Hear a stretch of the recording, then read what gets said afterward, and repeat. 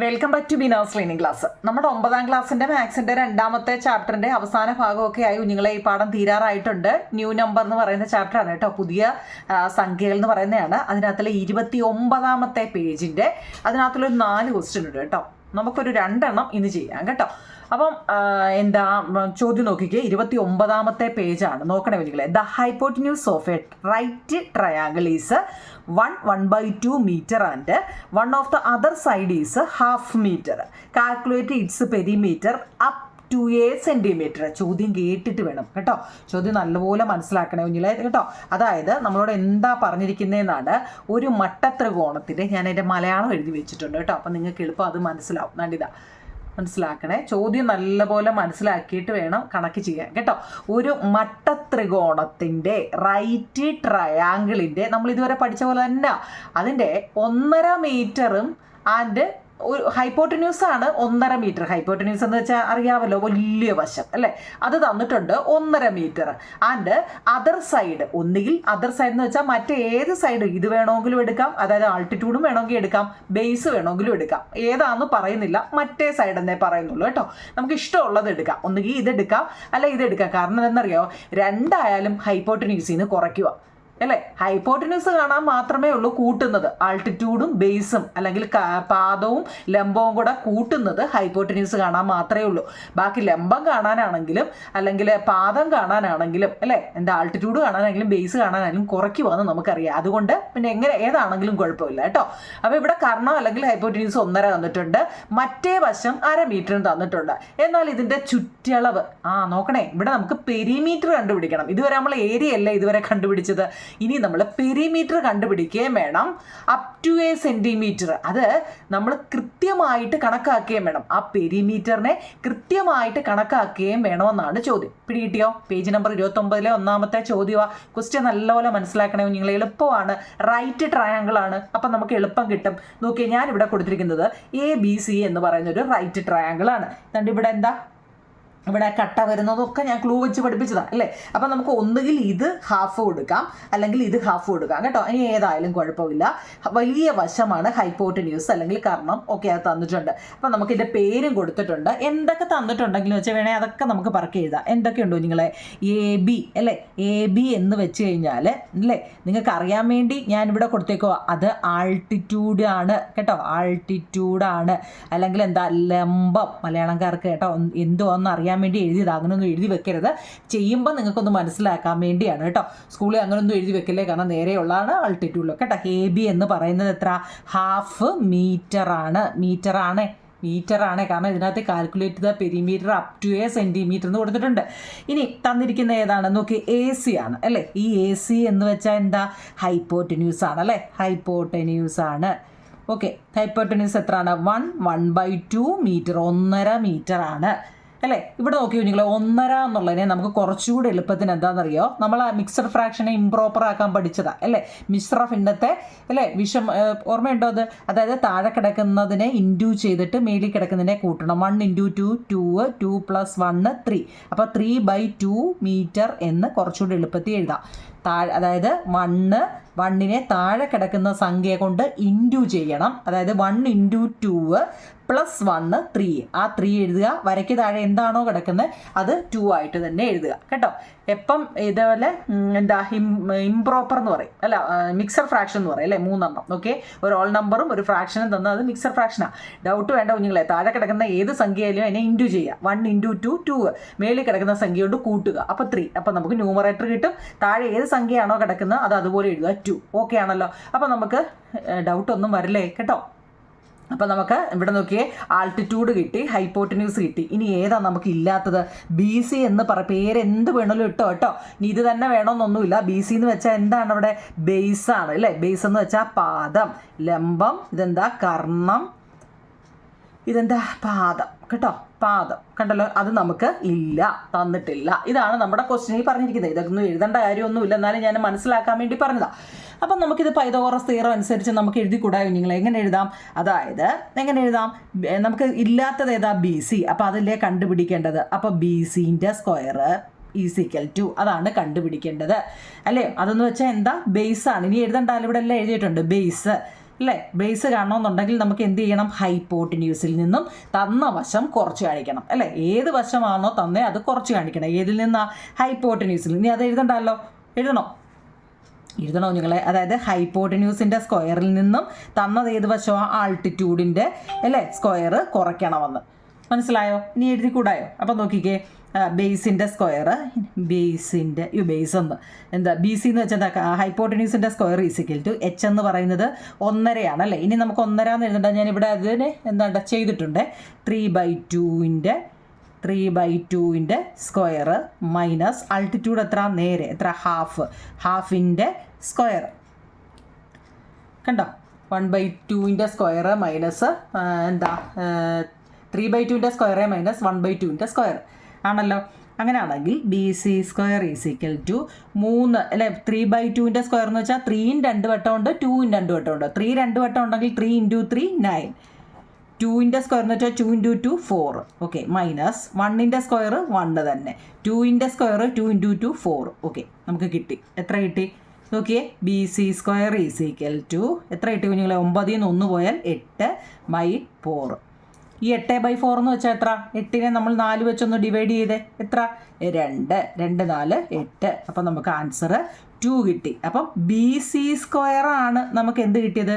2 കിട്ടിയത്, അല്ലേ? സ്ക്വയറിന് ഇപ്പുറത്ത് വരുമ്പോൾ എന്തോ ആവും? അത് നമ്മൾ പഠിച്ച ഈ സ്ക്വയർ ഇപ്പുറത്ത് വരുമ്പോൾ എന്തോ ആകും കുഞ്ഞുങ്ങളെ? ബി സി ഈസിക്കൽ ടു √2 എന്ന് ആകും. അപ്പം നമുക്ക് ബി സി കിട്ടി. അപ്പം മനസ്സിലായോ? സ്ക്വയർ ഈക്വലിന് ഇപ്പുറത്ത് വരുമ്പോൾ റൂട്ടായിട്ട് മാറും. ഓക്കെ ആണല്ലോ. ഇനി നമ്മളോട് ചോദിച്ചു, അപ്പോൾ നമുക്ക് ബി സി എന്ന് വെച്ചാൽ ഹൈപ്പോട്ടന്യൂസ് കിട്ടി. ഇനി നമുക്ക് ചോദ്യം എന്താണ്? പെരിമീറ്റർ കണ്ടുപിടിക്കാൻ, അല്ലേ? പെരിമീറ്റർ 3 വശവും നമുക്ക് കിട്ടി. പെരിമീറ്റർ കാണാൻ എന്തോ ചെയ്യണം? ഈ മട്ടത്രികോണത്തിൻ്റെ അല്ലെങ്കിൽ എന്താ റൈറ്റ് ട്രയാങ്കിളിൻ്റെ പെരിമീറ്റർ കാണാൻ എന്താ കുഞ്ഞുങ്ങളെ? ഏതിൻ്റെ ആയാലും പെരിമീറ്റർ കാണാൻ എത്ര വശമുണ്ടോ അത്രയും വശം കൂടെ കൂട്ടിയാൽ മതി, അല്ലേ? ഇവിടുത്തെ വശങ്ങൾ ഏതൊക്കെയാ? A B, B C, A C, അല്ലേ? 3 വശങ്ങളല്ലേ? A B, B C, A C. അത് 3ഉം കൂടെ അങ്ങ് കൂട്ടണം. എ ബി ഉണ്ട്, എ ബിയും അതിൻ്റെ കൂടെ ബി സി ഉണ്ട്, അതിൻ്റെ കൂടെ എ സി ഉണ്ട്. ഇത് 3 കൂടെ കൂട്ടണം, അല്ലേ? എ ബി എത്ര അവിടെ തന്നിരിക്കുന്നത്? ഹാഫാണ്. ഹാഫ് പ്ലസ് ബി സി എത്ര കുഞ്ഞുങ്ങളെ? ഇപ്പം നമുക്ക് കണ്ടുപിടിച്ച √2 ആണ്. പ്ലസ് എ സി എത്ര ആണ്? പടം നോക്കിക്കോണേ. 1/2 ആണ്.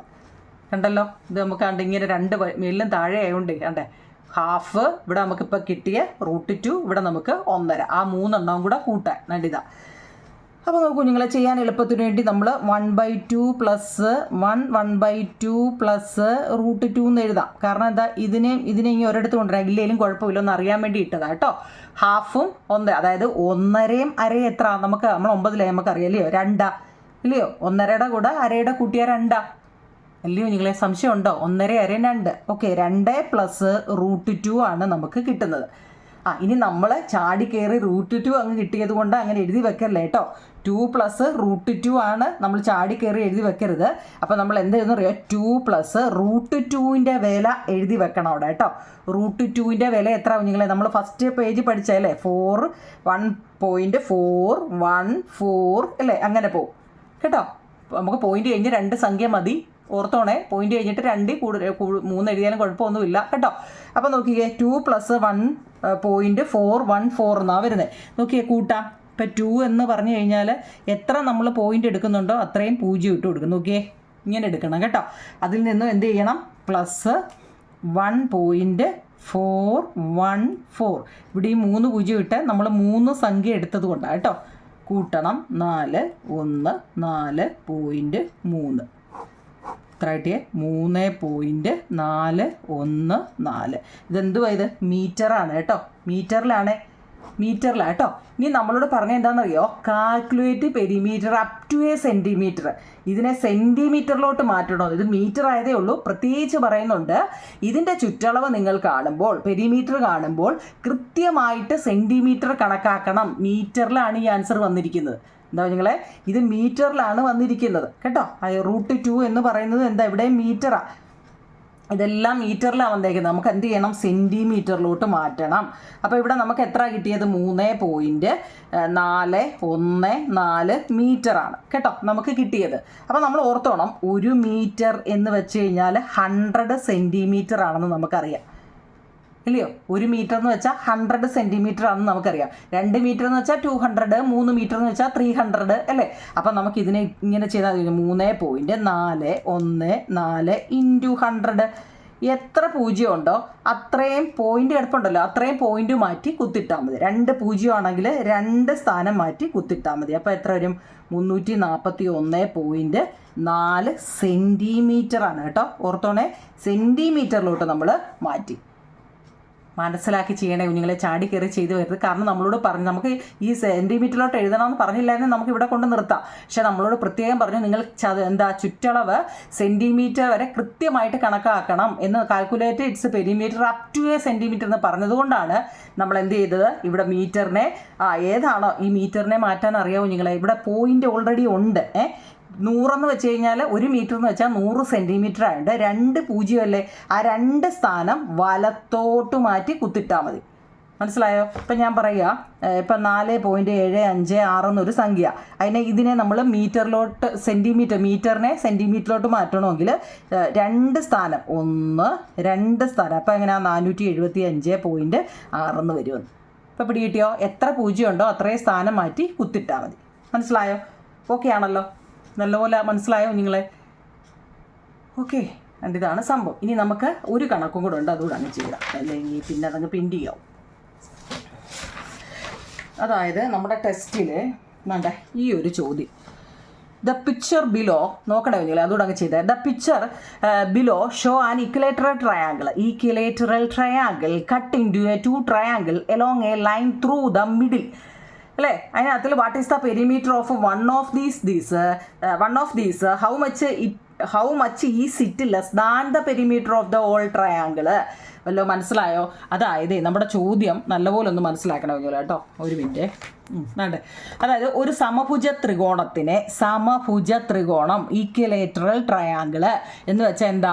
ഒരു ട്രയാങ്കിളിൻ്റെ 3 വശവും ഒരുപോലെ. ഇവിടെ ഇപ്പോൾ 5 സെൻറ്റിമീറ്റർ ആണെങ്കിൽ ഇവിടെ 5 ആയിരിക്കും, ഇവിടെ 5 ആയിരിക്കും. അതാണ് ഈക്വലേറ്ററൽ ട്രയാങ്കിൾ. എത്ര വശമുണ്ടോ അത്രയും, എത്ര വശമൊന്നുമല്ല 3 വശമുണ്ട്, ആ 3 വശം ഒരേ അളവായതുകൊണ്ടാണ് അതിനെ ഈക്വലേറ്ററൽ ട്രയാങ്കിൾ അല്ലെങ്കിൽ സമഭുജ ത്രികോണം എന്ന് പറയുന്നത്. ഇതിൻ്റെ മൂലയിലൂടെ ഒരു മൂലയിലൂടെ മുറിച്ച് 2 സമഭാഗങ്ങളാക്കിയതാണ് ഇവിടെ ചുവടെ കൊടുത്തിരിക്കുന്നത്. ഇവിടെ നോക്കൂ കുഞ്ഞുങ്ങളെ, ഇവിടെയും 2 മീറ്റർ, ഇവിടെയും 2 മീറ്റർ, ഇവിടെയും 2 മീറ്ററിലാണ്. ഇനി ഞാൻ വരയ്ക്കണോ? മനസ്സിലായോ? ഇത് ഇക്വലേറ്ററൽ ട്രയാങ്കിൾ വെച്ച് കഴിഞ്ഞാൽ ഇവിടെ ഇതാണ് തന്നിരിക്കുന്നത്. ഇവിടെയും 2 മീറ്ററാണ്, ഇവിടെയും 2 മീറ്ററാണ്, ഇവിടെയും 2 മീറ്ററാണ് നമ്മുടെ പടത്തിൽ. പക്ഷേ അവർ പറഞ്ഞത് എന്താണെന്നറിയോ? ഒരു സമഭുജ ത്രികോണത്തിലെ ഒരു മൂലയിലൂടെ മുറിച്ച് 2 സമഭാഗങ്ങളാക്കിയാണ് ചുവടെ കൊടുത്തിരിക്കുന്നത്. അതായത് നോക്കിയാൽ ഒരു മൂലയിൽ നിന്ന് ഇങ്ങനെ മുറിച്ച് കൊടുത്തിരിക്കുക, കണ്ടോ? തുല്യമായിട്ട് കൊടുത്തത്. ഇവയിൽ ഒന്നിൻ്റെ ചുറ്റളവ് എത്ര മീറ്റർ ആണെന്ന് കണ്ടുപിടിക്കണം. മുഴുവൻ ത്രികോണത്തിനേക്കാൾ ചുറ്റളവ് എത്ര മീറ്റർ കുറഞ്ഞു എന്നും 2 നമ്മളടുത്ത് 2 ചോദ്യം ഇതിനെ ബേസ് ചെയ്ത് ചോദിച്ചിട്ടുണ്ട്. ചോദ്യം ഇത്രയേ ഉള്ളൂ നിങ്ങൾ കേട്ടെ, ഇങ്ങനെ തന്നിരിക്കുക. നമുക്കിത് കാണുമ്പോഴേ അറിയാം എന്തുവാ ഇതിനകത്തുള്ള ട്വിസ്റ്റ് എന്തുവാന്നല്ലേ. എന്തുവാ നമ്മൾ ഇതുവരെ ചെയ്തത് വെച്ച് നമുക്കറിയത്തില്ലയോ? അതായത് ഒരു ട്രയാങ്കിളാണ്, ഈക്വലേറ്റർ ട്രയാങ്കിൾ എന്ന് വെച്ച് കഴിഞ്ഞാൽ 3 വശവും ഒരുപോലെ, ഒരേ സെൻറ്റിമീറ്റർ ആയാലും മീറ്റർ ആയാലും ഒരുപോലെ ആയിരിക്കും, സംശയമില്ലല്ലോ. ഇനി അതിനകത്തിൽ ഇപ്പം ഇങ്ങനൊരു ട്രയാങ്കിൾ ആയിരുന്നു അവർ അതിൻ്റെ മുകളിൽ നേരെ നടുക്കൂടെ വരച്ചപ്പോൾ ഇവിടെ എത്ര കുഞ്ഞുങ്ങൾ നേരെ താപ്പോട്ടല്ലേ വരച്ചത്? അപ്പോൾ ഇവിടെ എത്രയാ? 90 ഡിഗ്രിയാണ്. ഇവിടെ എത്ര? 90 ഡിഗ്രിയാണ്. ഇതിൻ്റെ അപ്പോൾ ഓപ്പോസിറ്റ് വരുന്നത്, എൻ്റെ ഇതുവരെയുള്ള ക്ലാസ് കണ്ടവർക്കറിയാം, 90 ഡിഗ്രിയുടെ ഓപ്പോസിറ്റ് ആയിരിക്കും ആരാ? ഹൈപ്പോട്ടന്യൂസ്. അപ്പോൾ ഇതെന്താ? ബേസ്. അപ്പോൾ ഇതെന്താ? ആൾട്ടിറ്റ്യൂഡ്. മനസ്സിലായോ? അപ്പോൾ ഇത് ബേസ്, ഇത് ആൾട്ടിറ്റ്യൂഡ്, ഇത് ഹൈപ്പോട്ടന്യൂസ്, ഇത് ബേസ്. മനസ്സിലായോ? നേരെ ഇരിക്കുന്നത്. അപ്പോൾ ഇത് 2 ട്രയാങ്കിളായിട്ട് അങ്ങ് മാറി. നോക്കിയേ, 2 റൈറ്റ് ട്രയാങ്കിളായിട്ട് അങ്ങ് മാറി. മനസ്സിലായോ? റൈറ്റ് ആംഗിൾ ട്രയാങ്കിളായിട്ട് അങ്ങ് മാറി അല്ലേ? നേരെ നടുക്കൂടെ വരച്ചപ്പോൾ റൈറ്റ് ആംഗിൾ ട്രയാങ്കിളായിട്ടല്ലേ മട്ട ത്രികോണമായിട്ട് അങ്ങ് മാറിയോ? നമ്മുടെ ടെസ്റ്റിൽ മുറിച്ച് തന്നിട്ടുണ്ട്. അപ്പം നമുക്ക് ഇതിനകത്തിലെ ഒരെണ്ണത്തിനെ ഇനി എടുക്കാം, ഏതെങ്കിലും ഒരെണ്ണത്തിനെ. ഇപ്പം ഞാൻ 2ആയിട്ട് മുറിഞ്ഞപ്പം ഇങ്ങനെയാണല്ലോ ഇരിക്കുന്നത് ഇല്ലയോ?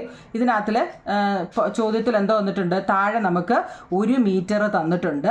ഈ ഹൈപ്പോട്ടന്യൂസ് നമുക്ക് 2 മീറ്ററും തന്നിട്ടുണ്ട്. ഇതാ സംഭവം, കണ്ടോ? അപ്പോൾ ഇവിടെ എത്രയാണെന്ന് അറിയത്തില്ല. അതായത് ഈ വശം ഏതാ? ആൾട്ടിറ്റ്യൂഡ്, ഇതേതാ? ബേസ്, ഇതേതാ? ഹൈപ്പോട്ടന്യൂസ് അല്ലേ? ഈ വശം തന്നിട്ടില്ല. ആൾട്ടിറ്റ്യൂഡ് കാണാൻ എന്തോ ചെയ്യണം? ഹൈപ്പോട്ടന്യൂസ് എപ്പോൾ തന്നാലും ആ തന്നത് മറ്റേ ഇതിനകം കുറച്ചാൽ മതി അല്ലേ. ഹൈപ്പോട്ടന്യൂസ് തന്നിട്ടുണ്ടെങ്കിൽ ഒന്നും ആലോചിക്കേണ്ടാവും നിങ്ങളെ. തന്നിരിക്കുന്ന ഏതാണോ, അതിപ്പോൾ ബേസ് ആയാലും ആൾട്ടിറ്റ്യൂഡ് ആയാലും അങ്ങ് കുറച്ചാൽ മതി. അപ്പം നമുക്ക് എങ്ങനെ എഴുതാം? ഇതിന് വേണേ പേര് കൊടുക്കാം കേട്ടോ, പേര് വേണേ കൊടുക്കാം. എന്നിട്ട് ഞാൻ കൊടുക്കാം ABC, ഒരു പേര് കൊടുത്തു. ഇനി പേരില്ല എന്ന് വേണ്ട കണ്ടോ, ABC. ഇതിനകത്തിൽ എന്തൊക്കെയുണ്ട്? നമുക്ക് AC ഉണ്ട് അല്ലേ, എത്ര? 2 മീറ്റർ. പിന്നെ BC ഉണ്ട്, എത്ര? 1 മീറ്റർ. AB ആണ് ഇല്ലാത്തത് അല്ലേ. AB എന്ന് വെച്ച് കഴിഞ്ഞാൽ AC എന്ന് വെച്ചാൽ എന്താ? ഹൈപ്പോട്ടന്യൂസ് ആണ് അല്ലേ. നോക്കിയേ, ഹൈപ്പോട്ടന്യൂസ് ആണ്. BC എന്ന് വെച്ചാൽ ബേസ് ആണ്. ഇതൊക്കെ ഒന്ന് അറിഞ്ഞു വെച്ചേക്കണേ കേട്ടോ.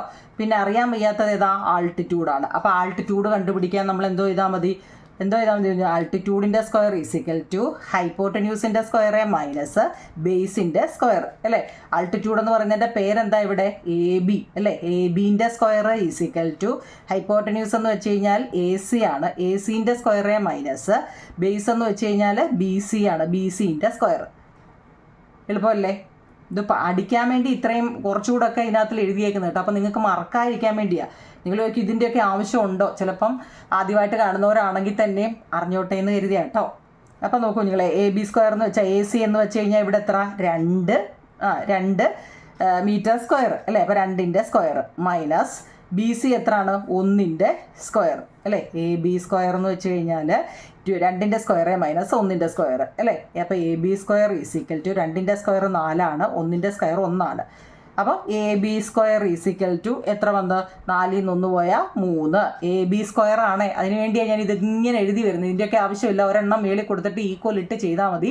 പക്ഷേ നിങ്ങൾക്കൊന്നും അറിഞ്ഞിരിക്കാൻ വേണ്ടിയാണ് ഈ സ്ക്വയർ അടിച്ച് ഇങ്ങനെ വരുന്നത്.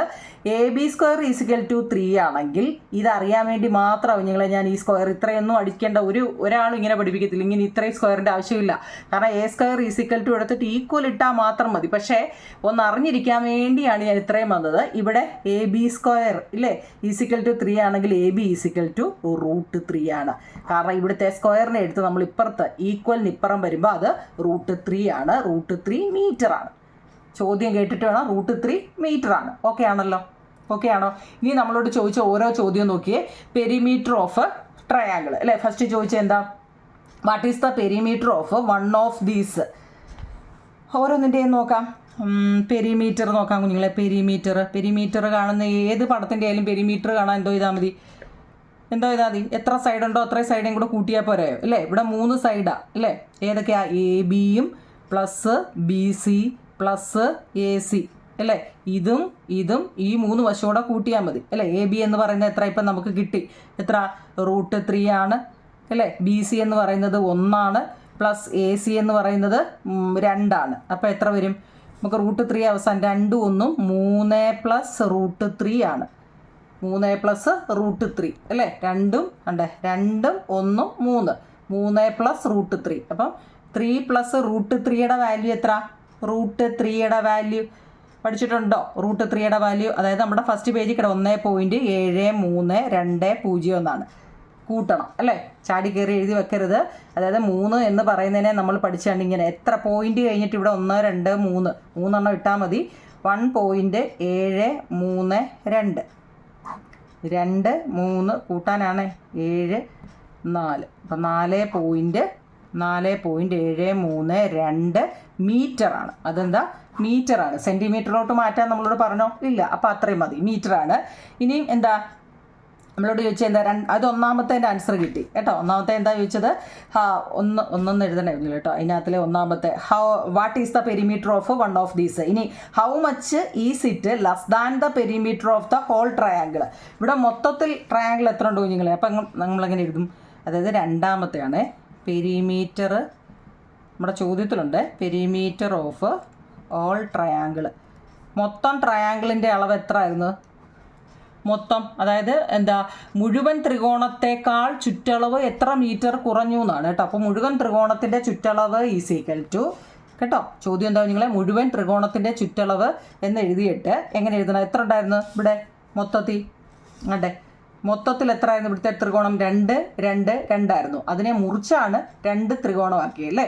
2 റൈറ്റ് ആംഗിൾ ട്രയാങ്കിൾ ആക്കിയത്. അപ്പോൾ അവിടെ മൊത്തത്തിൽ എത്ര ഉണ്ട്? 2 2 2 അപ്പോൾ എത്ര?